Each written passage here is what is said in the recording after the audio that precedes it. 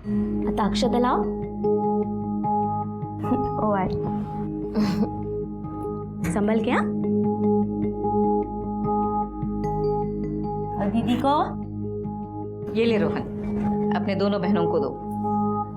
क्या है आजी? अपने भाई दूज के लिए अपनी बहनों को सिर्फ 50 रुपए दूंगा. बिल्कुल नहीं. मेरा भांजा 50 रुपए नहीं 500 रुपए देगा. ये ले दे इनको. अरे दोनों संभालना, पैसे हैं हाथ में, कहीं गिर नहीं जाएंगे. ओहो, उगते सूरज को तो सभी सलाम करते हैं. क्या मैं उगता सूरज हूँ बड़ी मामी? तो क्या, तू चंदा है, सूरज है, सब कुछ है मेरे लिए. लेकिन जब मैं बुढ़ी हो जाऊंगी तो मुझे छोड़ के चला नहीं जाएगा ना. ऐसे कैसे छोड़कर चला जाऊंगा मामी? आपका ही बेटा हो ना. और अपनी छोटी मामी का? आपका कुछ भी नहीं. मामा पैसे दो ना. हाँ अरे ये ले 1000 रुपए ले जा. आज कर जा. अरे अरे फरार तो खाते जा. मुझे कुछ नहीं खाना. अरे क्या कर रहा है तू? अपनी मामी की बात नहीं मानेगा? तेरे लिए भाई ला रही है वो. मुझे नहीं चाहिए कोई भाई भाई. कितना प्यार करता है ना तू अपनी काजल मामी से कि वो भाई ला रही है तेरे लिए, इसलिए तू इतना चिड़चिड़ कर रहा है. या तुम्हें ऐसा लग रहा है कि उसका अपना बेटा आएगा तो वो तुम्हें प्यार नहीं करेगी? ऐसा कुछ नहीं है. मैं तुम्हें हमेशा प्यार करूंगी. तू तो मेरा एक ही बेटा है ना? जा खेलने के लिए जा. भाभी आप भी हद करती है. छोटे बच्चे के दिमाग में कचरा डाल रही हैं आप. क्या मैं कचरा डाल रही हूँ उसके दिमाग में? अरे तुम लोग लाड़ दिखाओ, प्यार दिखाओ तो सच है, और अगर मैं थोड़ा सा प्यार जताऊं तो सब झूठ है. आपको रोहन से कोई प्यार नहीं है, उसके पैसों से प्यार है. करोड़ों का वारिस है ना, इसलिए गिद्ध बनकर घिरे रहती हैं आप. बस कर पुष्पक. तुम लोग उसके पैसों पर ना ऐश कर रहे हो. अच्छा. हाँ, और मुझे सुना रहे हो. अभी यही सुनना बाकी था मुझे इस घर में. जो आता है वो मुझे ही सुनाता है, और मैं ही सुनती रहती हूँ. काय तमाशा चाललाय सणासुदीला? क्यों रो रही हो तुम? बिचारा तुमच्या भावाला खुद तो नशे में धुत रहते हैं और मुझे खरी खोटी सुना रहे हैं. मुझे यहाँ रहना ही नहीं है, मुझे जाना है. क्या करता रहता है पुष्पक तू? दादा भी काहीच केलं नाही. ये भाभी खाली फुकट बात का बदांगड़ बना रही है. मालूम है, काजल तो जैसे बहुत बस. ये क्या कर रहे हैं तुम दोनों? क्यों रोहन के नाम से हमेशा झगड़ा करते रहते हो? मैं नहीं, ये झगड़ता रहता है. त्याला सांग. भाई रोहन भी सोचता होगा किस पागल खाने में आ गए.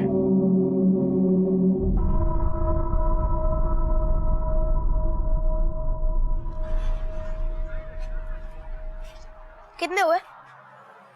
50 रुपये. मामा के खाते में लिख लेना. ठीक आहे. काय करताय? अरे डाव्या बाजूला वळा बघू. हा, समोरच एक मंदिर आहे बघा, आणि त्या मंदिराच्या समोरच एक धाबा आहे बघा. हा, तिथे मी बसलोय. हा, तुम्हाला लगेच गावेल बघा मी.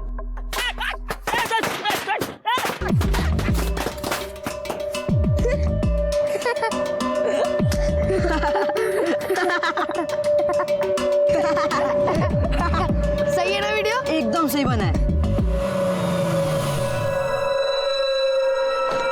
नमस्कार रमाकांत भाऊ, कसे आहात? मी मजेत. तुम्ही कसे आहात? एकदम मजेत.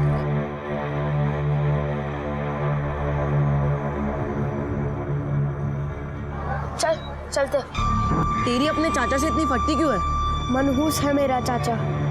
चल, खेलना नहीं है? चल.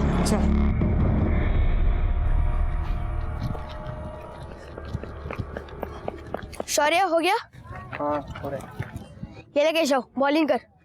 रोहन, मैं बॉलिंग करता हूँ. मुझे भी खेलना है. मुझे नहीं खेलना है तेरे साथ. क्यों? क्योंकि मैं तेरे दोस्त नहीं हूँ और मुझे तुझसे बात भी नहीं करनी. ये ले केशव, बॉलिंग डाल. जा यहाँ से. चले, वहां पे खड़े रहना. चलो.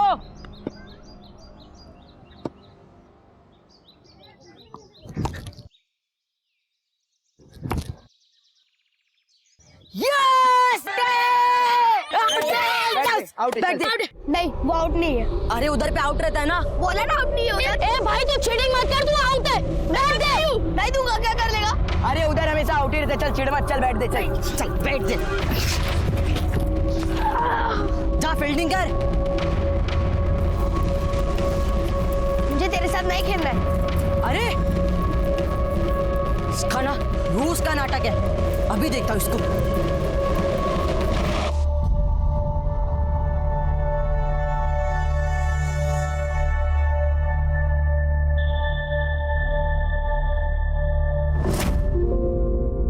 आई बाबा तो कछुए की तरह गाड़ी चला रहे। अरे वो तो तुम लोग हो इसलिए, वरना मैं तो हवा से भी तेज कार चला लेता हूँ। आप भी ना, क्या सिखाते हो बच्चे को? सॉरी। अरे अरे अरे ये क्या हो रहा है? अरे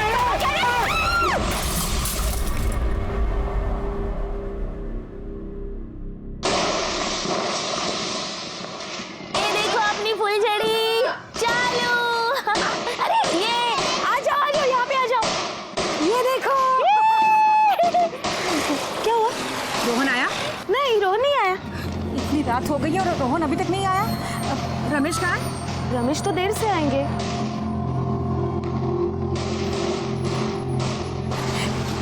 इसका भी फोन नहीं लग रहा है। पुष्पक, माँ जी,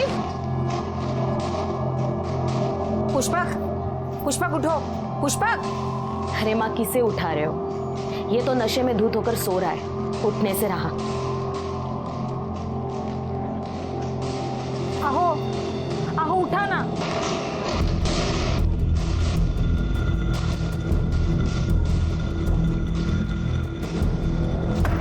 कविता, कविता जी, कविता तूने रोहन को देखा क्या?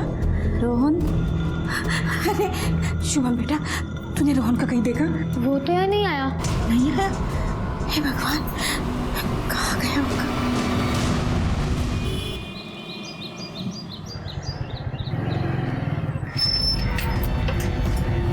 रमेश, रमेश रात भर, रोहन रात भर घर पर नहीं आया। क्या मतलब रात भर घर नहीं आया? मैंने सब जगह ढूंढा, कहीं भी नहीं है वो। और तुमने भी फोन करने की कोशिश की, तुम्हारा फोन भी तो बंद आ रहा है। तुमने सब जगह देख लिया? हाँ, सब जगह देख लिया। उसके चाचा रमाकांत भाऊ वहां पर देखा, शायद वहां गया हो। पर वो वहां पर क्यों जाएगा? मैं देख कर आता हूँ, तुम चिंता मत करो। हाँ, तू घरीच था।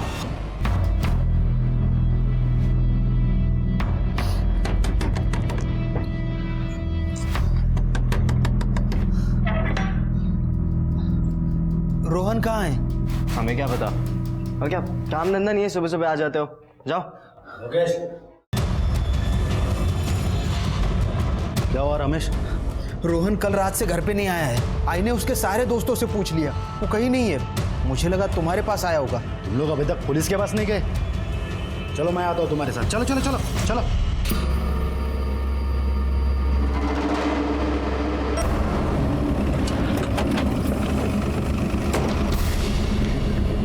क्या हुआ मोरे, इतने सुबह सुबह फोन क्यों किया? सर, यहाँ के सरपंच रमाकांत का भतीजा गायब है, इसी सिलसिले में वो आपसे मिलना चाहते हैं। हाँ सरपंच साहब नमस्कार, बोला।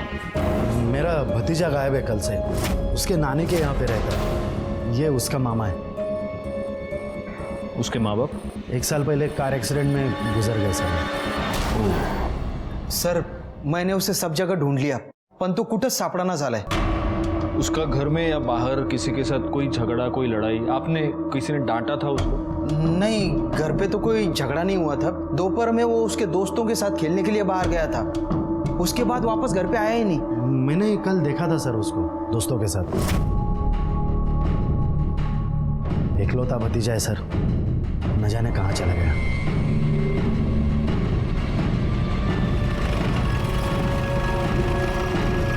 नहीं साहब, घर में किसी को कुछ भी नहीं पता। उसका किसी के साथ कोई झगड़ा? अरे नहीं नहीं, वो किसके साथ लड़ाई करेगा? वो तो बच्चों के साथ खेल रहा था। कहीं वो वहीं चला गया होगा। कहाँ?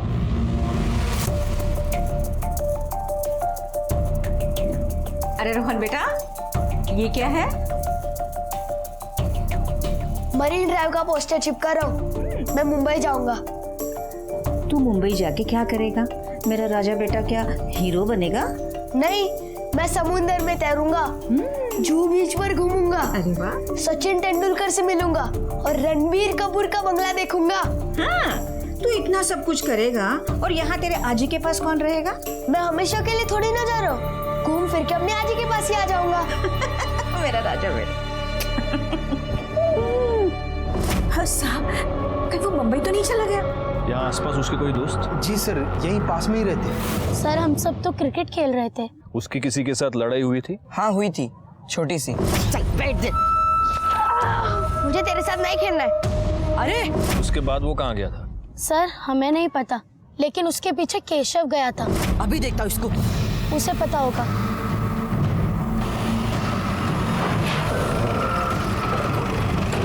सर, केशव का घर।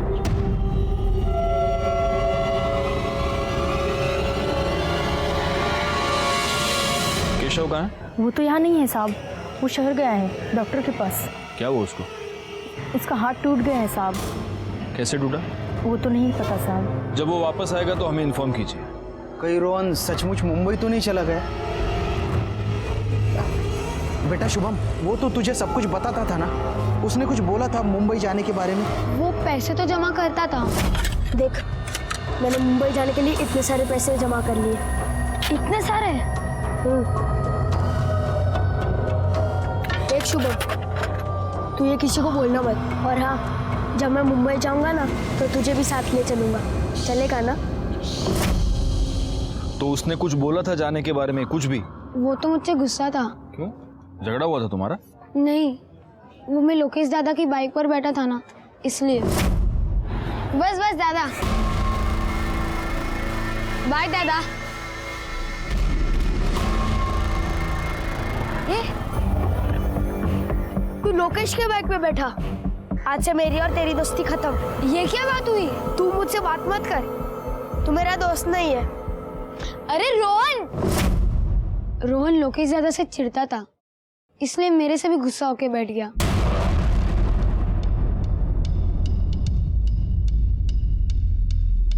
सर अगर वो मुंबई गया होगा तो अपने जमा किए हुए पैसे लेके गया होगा। तुम्हें मालूम है वो पैसे कहाँ जमा करता है? इस पत्थर के नीचे। शिरके बगा जरा। हो सर।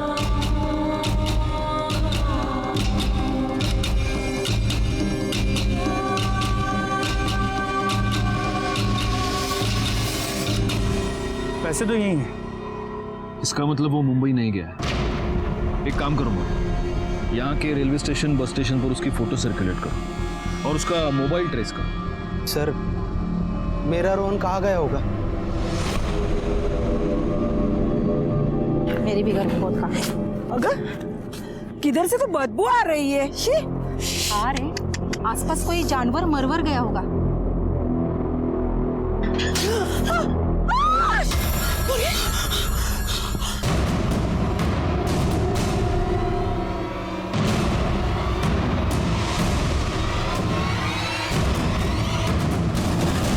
सर ये रोहन ही है।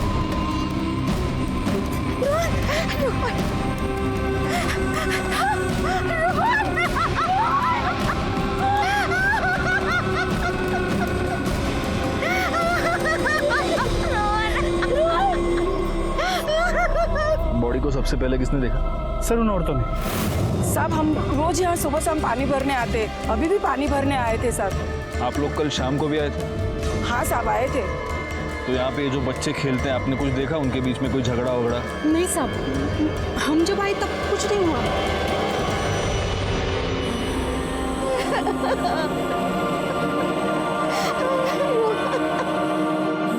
सर इसकी हालत देख के लगता है इसे किसी ने बहुत बेरहमी से मारा है। कल जिन बच्चों से हमने पूछा, वो बता रहे थे ना वो कौन लड़का जो इसके पीछे गया था, केशव। सर और उसकी माँ ये भी तो बता रही थी कि उस केशव का हाथ टूटा हुआ है। उसका हाथ टूट गया है साहब। हो सर। ठीक है, बॉडी पोस्टमार्टम ला पाठवून द्या आधी। रोहन एक 11 साल का बच्चा, जिसके आंखों में न जाने कितने सपने होंगे, उसने हमेशा हमेशा के लिए अपनी आंखें मूंद ली थी। उसके हिस्से में आई थी एक दर्दनाक मौत। एक पुलिस वाला होने के बावजूद मैं अंदर से बहुत हिल गया था। क्या वाकई में बच्चे खेल खेल में हुए झगड़े की वजह से एक दूसरे की जान ले सकते थे? इसीलिए हमारे लिए ये पता करना बहुत जरूरी हो गया था कि क्या केशव ने रोहन की हत्या की थी।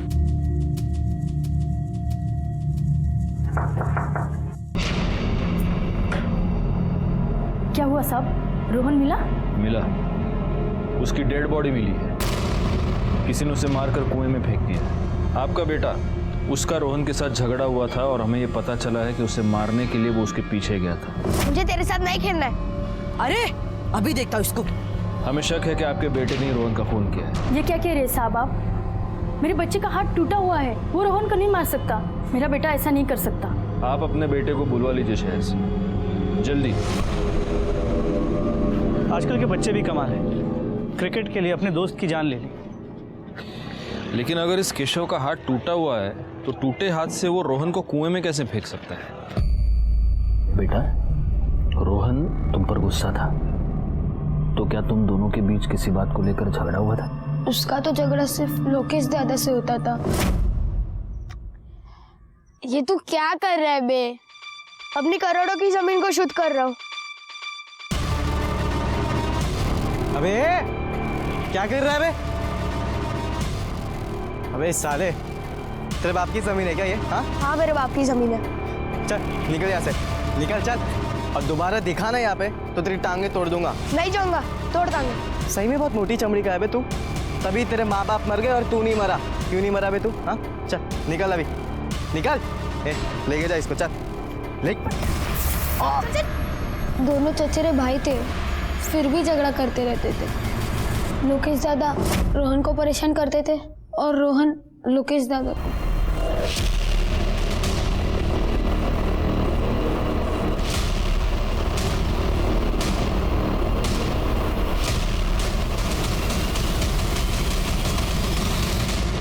तुम्हारा और रोहन का अक्सर झगड़ा होता था? नहीं तो सर, मतलब होते थे, मगर वही हमेशा मेरे पास आता था लड़ने के लिए। बल्कि सर मैं तो उसे अपना छोटा भाई समझता था और बच्चा समझ के मैंने कितनी बार उसे छोड़ भी दिया। मगर सर वो बहुत शरारती लड़का था और पढ़ाई लिखाई में तो उसका ज़रा भी ध्यान नहीं था। सर उसके माँ बाप की मौत के बाद उसकी नानी उसको अपने साथ ले गई। हमने भी सोचा वहाँ बहुत सारे बच्चे हैं तो वो बच्चों के साथ में अच्छे से रहेगा। अच्छा, लास्ट टाइम जब तुम्हारा झगड़ा हुआ था उसके बाद तुम लोग मिले थे? हाँ सर, आखिरी बार तो हमारा 2-3 दिन पहले ही झगड़ा हुआ था, पर उसके बाद मैंने उसे नहीं देखा। जिस दिन उसकी मौत हुई उस दिन तुम कहाँ थे? सर मैं तो बाहर गया था अपने दोस्तों के साथ घूमने। अच्छा मोरे, इनके दोस्तों के नंबर ले लो। हाँ एक बार क्रॉस चेक कर लेते हैं ना, औपचारिकता। नाम बता। सर इस लोकेश के बारे में पता किया, वो सच बोल रहा है। वो और उसके दोस्त अपनी बाइक्स पे शहर के बाहर गए थे और रात को काफ़ी लेट वापस आए। और सर ये रोहन की मोबाइल की लोकेशन उसी एरिया की है जहां हमें उसकी बॉडी मिली थी और करीब 3 बजे उसका फ़ोन स्विच ऑफ हुआ था। इसका मतलब 3 बजे उसे मारकर कुएं में फेंक दिया गया, उसका फ़ोन भी कुएं में गिरकर बंद हो गया होगा। सर ये रोहन की पोस्टमार्टम रिपोर्ट आई है। सर इस रिपोर्ट के अकॉर्डिंग रोहन को मारकर पानी में नहीं फेंका था, बल्कि उसकी मौत पानी में डूबकर हुई थी। उसके लंग्स में बहुत पानी भरा था और सर उसके साथ बहुत ज़्यादा मारपीट हुई थी और उसकी मौत करीब 2 से 5 के बीच में हुई थी। मतलब सर ये हो सकता है कि वो घायल हालत में कुएं पे पानी पीने के लिए गया, पानी निकालते निकालते शायद उसका पाँव फिसल गया और कुएं में गिर के मर गया। लेकिन सर ये भी तो हो सकता है कि मारपीट के दौरान वो खुद को बचाने के चक्कर में पानी में कूद गया हो और डूबकर मर गया हो। फॉरेंसिक रिपोर्ट आई है? जी सर। सर हमने जो बैट बरामद की थी उस पर सिर्फ बच्चों के फिंगरप्रिंट्स है और किसी के नहीं।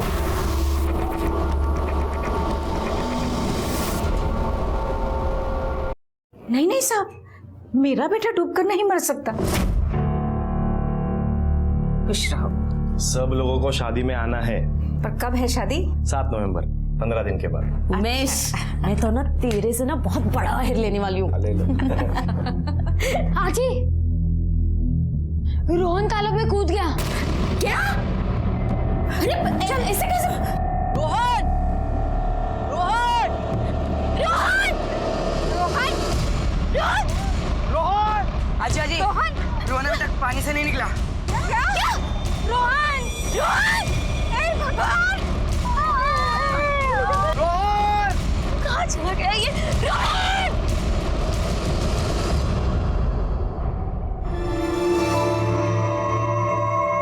रोहन!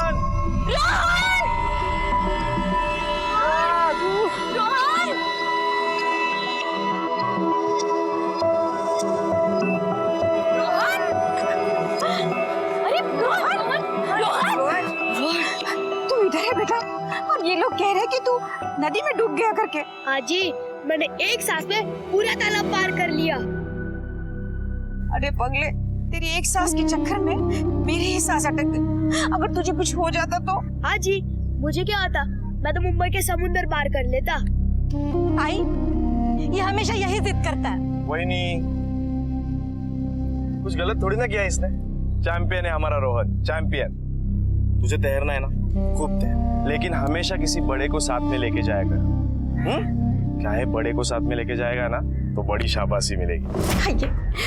ये देखिए, ये उसके मेडल्स और ये ट्रॉफीज, ये मेरे बेटे ने स्विमिंग कंपटीशन में जीते हैं।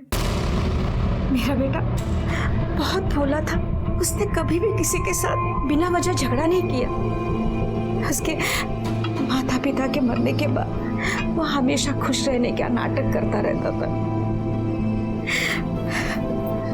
साहब, वह अपने मोबाइल में हर तरह के नए नए वीडियोस बनाकर खुद भी हंसता था और हमें भी हंसाता था।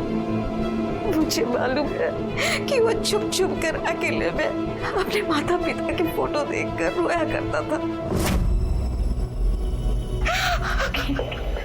रोहन का मोबाइल कहाँ है? क्योंकि हमें तो नहीं मिला। वो तो अपने साथ ही रखता था।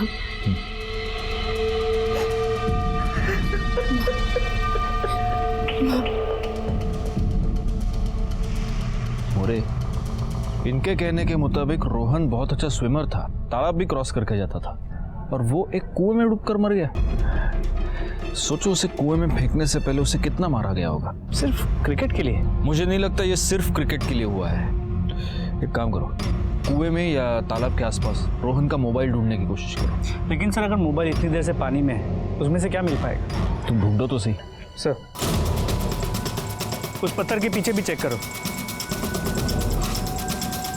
सर, कुएं में मोबाइल नहीं मिला। ठीक है, झाड़ियों में भी चेक करो वहाँ पे। Okay sir. सर, तेरी के डैमेज फोन मिला।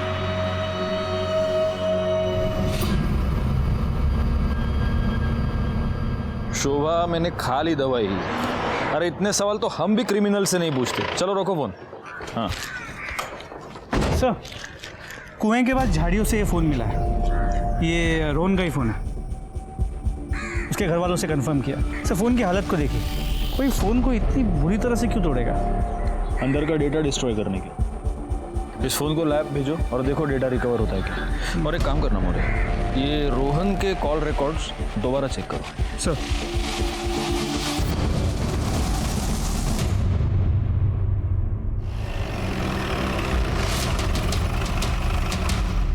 सर, ये रोहन के कॉल रिकॉर्ड्स, इसमें कुछ भी सस्पिशियस नहीं मिला, सभी नॉर्मल कॉल्स।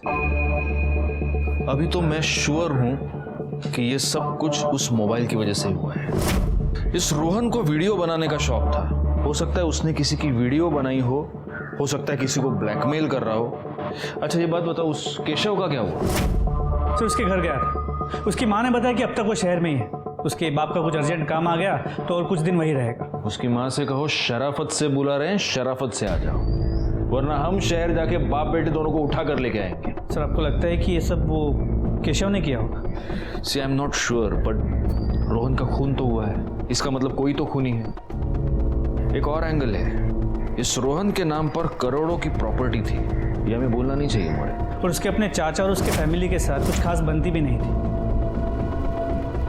मोरे, गांव में एक बात पता करो, रोहन का बाप सूर्यकांत और इसका ये चाचा रमाकांत, इन दोनों के रिश्ते कैसे थे पता करो जरा।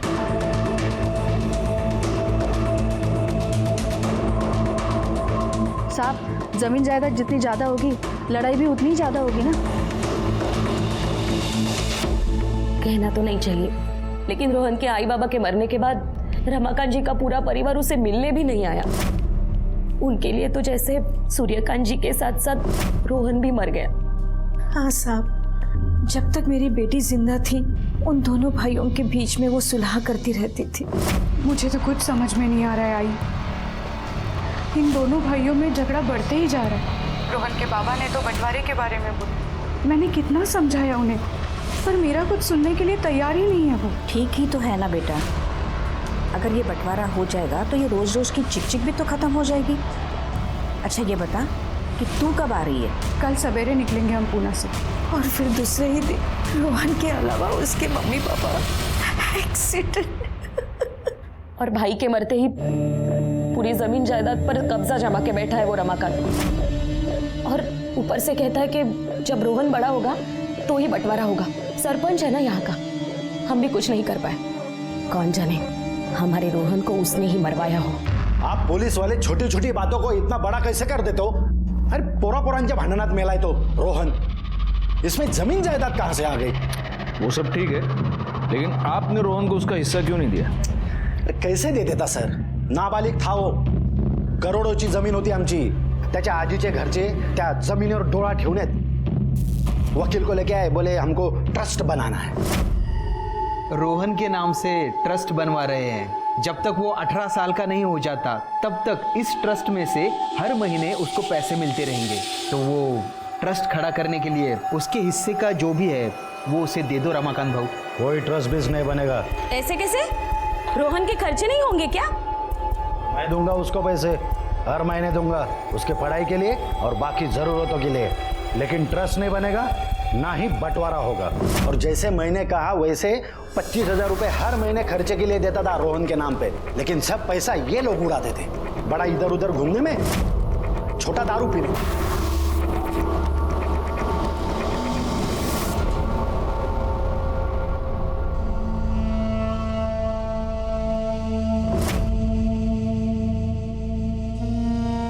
हो ठीक है, हो काम होऊन जाईल। रोहन, क्या कर रही है तू?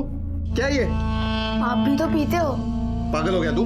अरे बाबा ये जहर है, इसने मेरी जिंदगी बर्बाद की, पता है ना तुझे? तेरी भी कर देगी। वादा कर इसे फिर से हाथ नहीं लगाएगा। मामा आपके लिए तो कुछ भी, आप तो दुनिया के सबसे अच्छे मामा हो।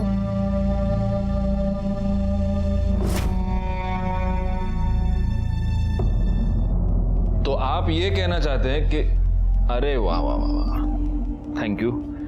क्या? No thanks. अरे लीजिए। नहीं सर, सेहत के लिए अच्छा होता है। नहीं थैंक्स। मोरे सर आता नहीं। बस thank you. If you don't mind. Sure. Thank you. तो आप ये कह रहे हैं कि रोहन के मामा मामी रोहन के नाम पर ट्रस्ट बनाना चाहते थे? जी सर, शीतल और रमेश चाहते थे कि मैं एक ट्रस्ट बनाऊं, जिससे हर महीने एक मोटी रकम रोहन के नाम पर उन्हें मिलती रहे। मैंने रमाकांत भाऊ से बात भी की, लेकिन वो तैयार नहीं हुए। तो रोहन के खर्चे की सारी रकम ये रमाकांत देता था? हाँ सर, हर महीने रोहन के नाम पर पैसे वो बराबर देते थे। तो आप रोहन के नाम पर ट्रस्ट बनवाना चाहते थे और रमाकांत ने वो ट्रस्ट होने नहीं दिया। गुस्सा तो बहुत आया होगा आपको। सब बकवास है। हम जो कर रहे थे वो रोहन के लिए ही कर रहे थे। और सर रमाकांत पैसे दे रहा था, इसका मतलब वो हम पर उपकार नहीं कर रहा था। हमारे रोहन का भी उतना ही हक बनता था उस जमीन जायदाद पर। वो तो है। एक बात बताइए, जिस दिन रोहन की मौत हुई उस दिन आप कहाँ थे? मी मित्राच्या घरी पार्टीला गेलो होतो। रात 8 बजे ही मैं पहुंच गया था वहाँ पे।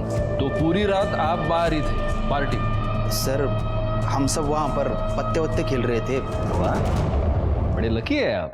हाँ वही नहीं, तुम्हाला चालतं रातभर पार्टी वार्टी पैसे उडाना, चलता है आपको सब?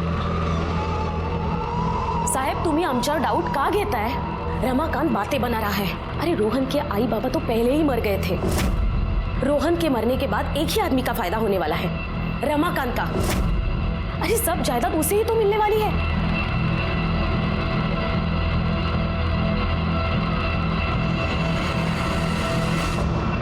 मोरे जरा इस रमाकांत की कुंडली निकालो और पता करो जिस दिन रोहन की मौत हुई उस दिन वो कहां था। सर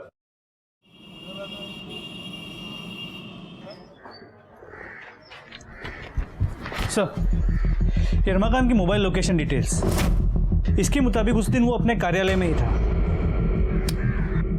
सर रोहन का मोबाइल डाटा रिकवर हुआ है, कुछ वीडियोस हैं लेकिन वैसा कुछ खास नहीं है।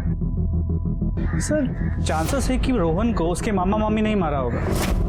वो उसके नाम का ट्रस्ट खोलना चाहते थे जो वो खोल नहीं पाए, इसलिए गुस्से में शायद मार दिया। नहीं, रोहन का मामा वो रमेश और उसकी वो बीवी दोनों बहुत शाणे हैं मोरे। अरे देखो, रोहन उनके लिए सोने का अंडा देने वाली मुर्गी थी, वो उस मुर्गी को इतनी आसानी से कैसे काटेंगे? एक बात बताओ, ये रोहन के माँ बाप की मौत कार एक्सीडेंट में हुई थी ना? हो सर। उस एक्सीडेंट के सारी डिटेल्स निकालो। सर।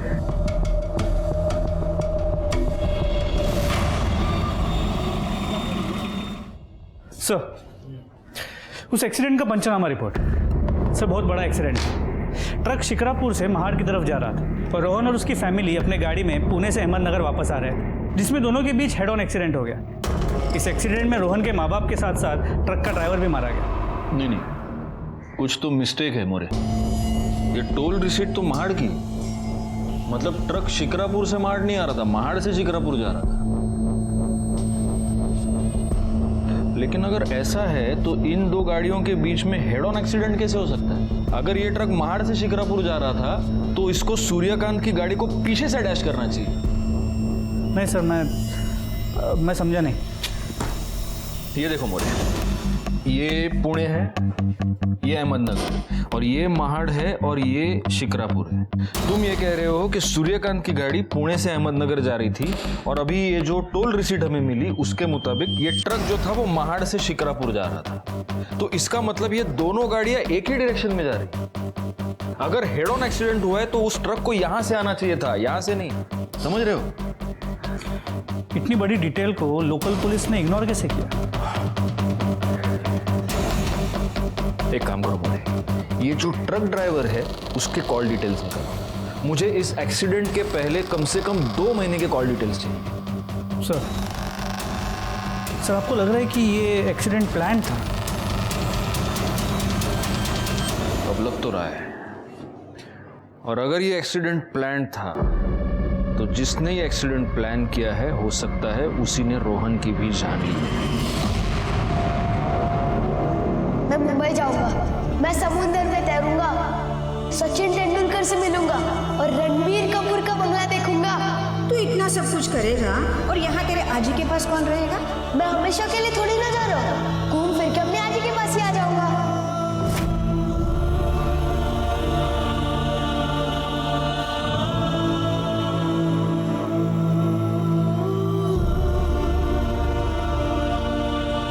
मैं तुम्हारे बेटे को कभी कुछ होने नहीं दूंगी।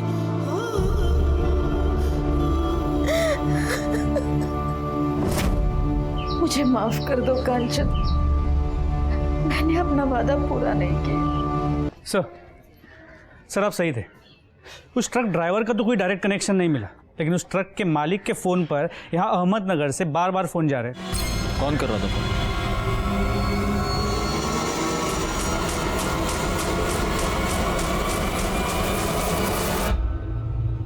आपका कहना है मेरे भाई और उसके परिवार को मैंने मरवाया?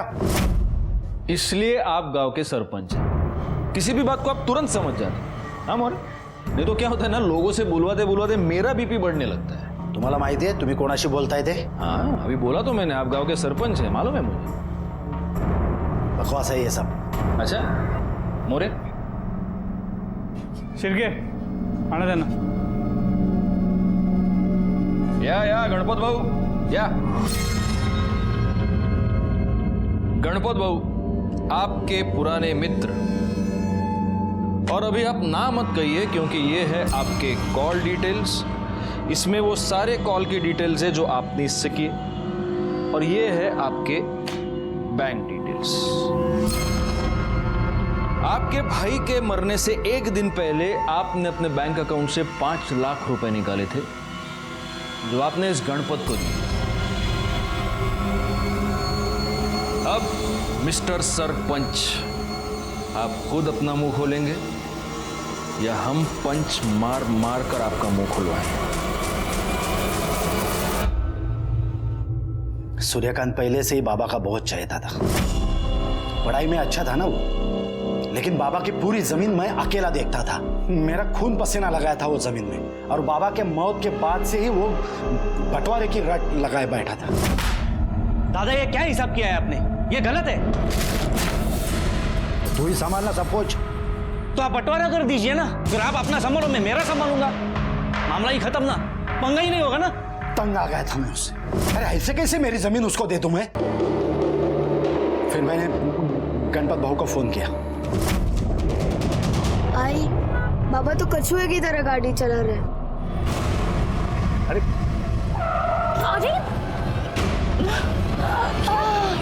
अरे रघु, एक काम ठीक से नहीं कर सकता है, वापस आके ठोक।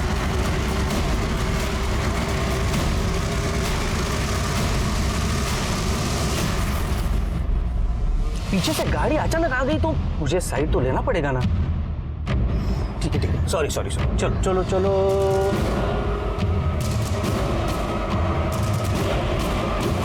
अरे अरे अरे क्या हुआ? तुमने अपने भाई को तो मरवाया, लेकिन उसका बेटा बच गया था।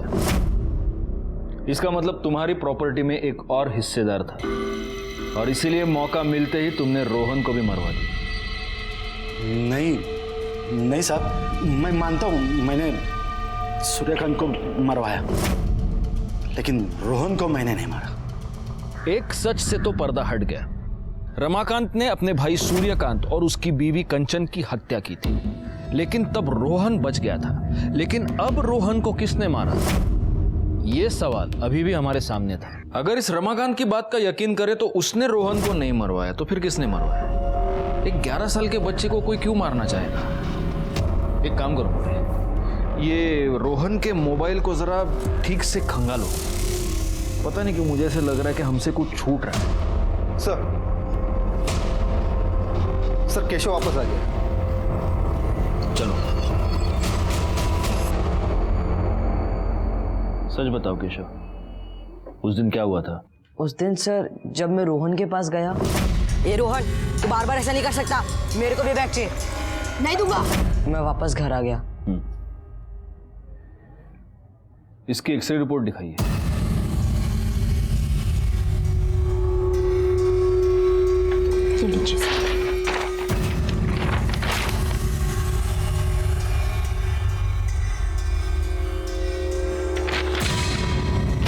ठीक है, जब तक ये केस सॉल्व नहीं हो जाता ये गांव छोड़कर जा नहीं सकता।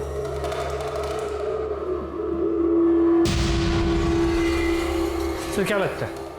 ये केशव का हाथ तो सच में टूटा है मोरे, और अगर इसका हाथ ऐसे टूटा हुआ है तो वो रोहन को मारकर उसे उठाकर कुएं में कैसे फेंक सकता है? सर मैंने फिर से रोहन का मोबाइल डेटा चेक किया है। उसके मोबाइल से शुभम के मोबाइल पर कुछ भेजा गया था। बहुत हेवी फाइल थी।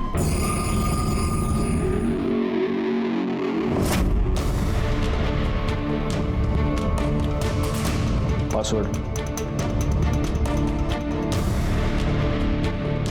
डाल।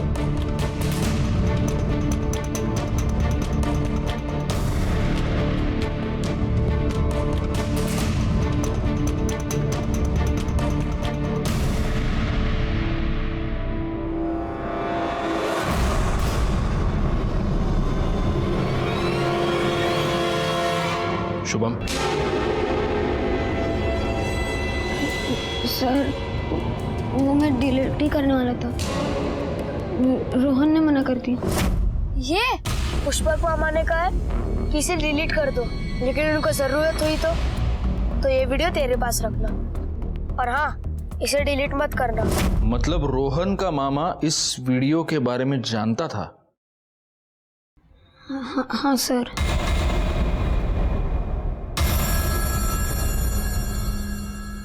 हाँ साहब, रोहन ने मुझे वीडियो दिखाई थी।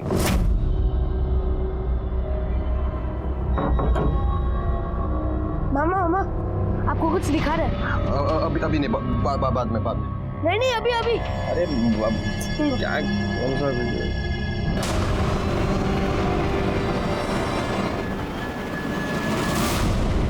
मामी गंदी है, उनको बस।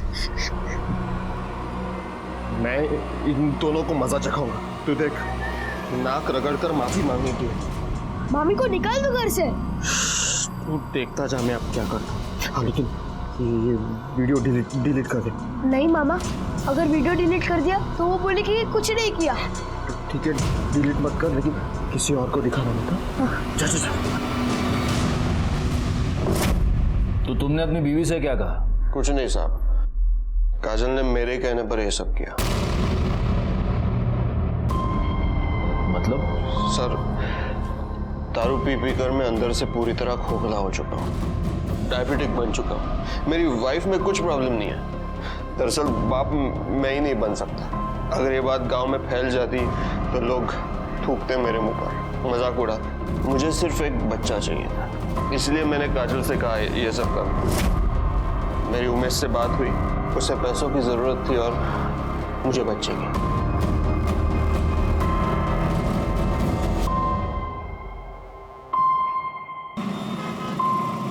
अरे शोभा, मैं टाइम पास कर रहा हूँ क्या इधर? काम है बहुत, रखो फोन में, लेट होगा। हाँ सर। हाँ बोलो सर, उमेश के बारे में पता किया, वो पुष्पक के पड़ोस में ही रहता है और 2 दिन बाद उसकी शादी भी है। मोरे, चलो मैंने ये मान लिया कि ये पुष्पक, उसकी वाइफ और उमेश, इन तीनों के बीच म्यूचुअल अंडरस्टैंडिंग थी। लेकिन इस उमेश की तो 2 दिन में शादी होने वाली है। कहीं ऐसा तो नहीं कि इस वीडियो के बारे में उसको पता चल गया और फिर उसने रोहन का मर्डर कर दिया? एक काम करो, पता करो कि मर्डर वाले दिन उमेश कहाँ था।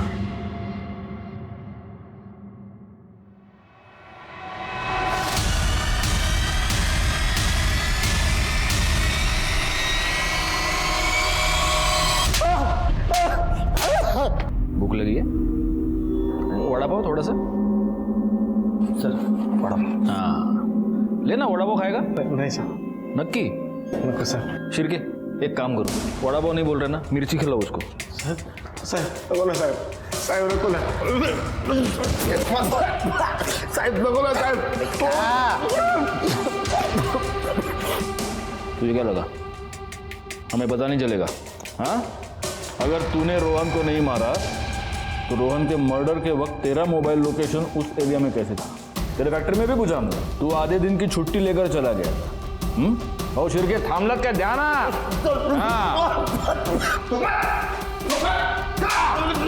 बता दो साहब, रोहन को सब पता चल गया था साहब। मुझे लगा कि वो सबको बता देगा। मेरी 2 दिन में शादी है साहब, इसलिए मेरी उसके ऊपर नजर थी। जा जा, मैं किसी से नहीं डरता।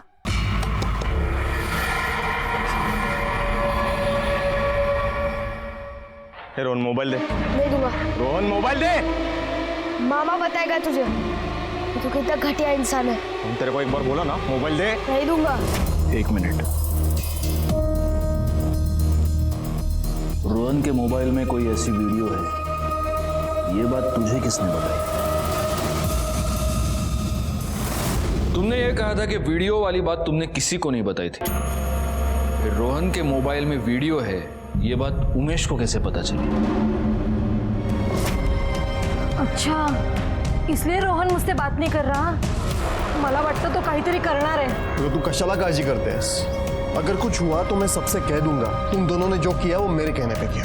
दादा, ये शहर नहीं गाँव है, इधर लोगों की सोच अलग है। और आपको क्या लगता है आप ऐसे सबसे जाके कहेंगे तो वो मान जाएंगे, हमें गांव से निकाल देंगे, मुझे तो जान से ही मार देंगे। मुश्किल में तो मैं भी पड़ा हूँ, मेरी तो शादी होने वाली है।